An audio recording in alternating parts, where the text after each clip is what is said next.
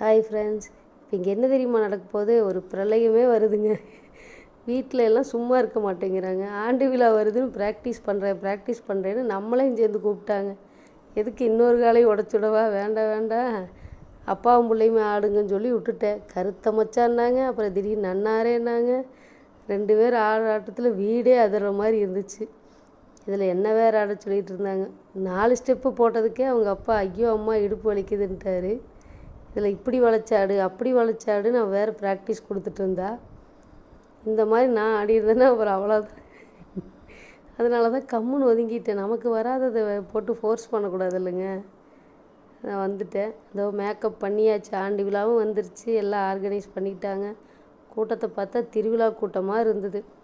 மாரியம்மன் கோயில் திருவிழாவுக்கு வந்த மாதிரி அவ்வளோ கூட்டம் ஜேன்னு இருந்தது. ஸ்கூலே சும்மா களை கட்டி இருந்ததுங்க. எங்கே திரும்பினாலும் குழந்தைகள்லாம் மேக்கப் பண்ணிவிட்டு ஒரு செட்டாக. அப்புறம் நம்ம பசங்க என்ன படை வீரர்களாக இருந்தாங்க.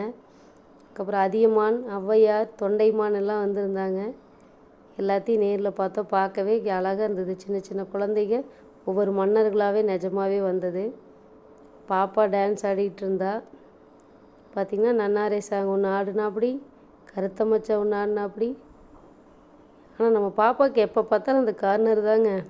3 வருஷம் அதே இடத்துல தான் அங்கேயே தான் நின்றுட்டுருப்பா. நல்லா தான் ஆடினாங்க. எல்லா குழந்தைங்களும் சூப்பராக ஆடினாங்க. பார்க்குறக்கு இன்னும் 10 கண்ணு வேணுங்க. அவ்வளோ அழகாக ஆடுறாங்க ஒவ்வொரு குழந்தைகளும். இதில் கொடையெல்லாம் வச்சு வேறு ஆடினாங்க.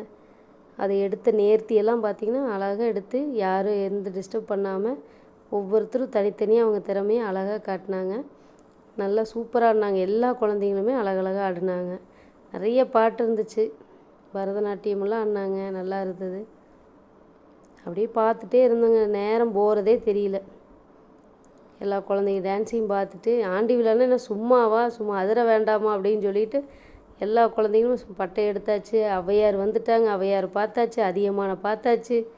நம்ம பையன் நிற்கிறான் பாருங்க, படை வீரனா.